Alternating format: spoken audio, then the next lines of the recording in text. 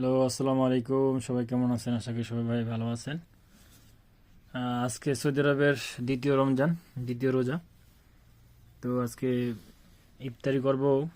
আজকে একজনে ইফতারি দিছে, অনেক সুন্দর, অনেক পদের ইফতারি দিছে। একটা লেবন দিছে আলমারা কোম্পানির। তারপরে এই একটা খেপসা দিছে, একটা খেপসা মুরগি নাকি সেটা বলতে পারি না, হয়তো মুরগি হতে পারে। এই যে মুরগির খেপসা দিছে একটা, আর প্লাস একটা রুটি দিছে।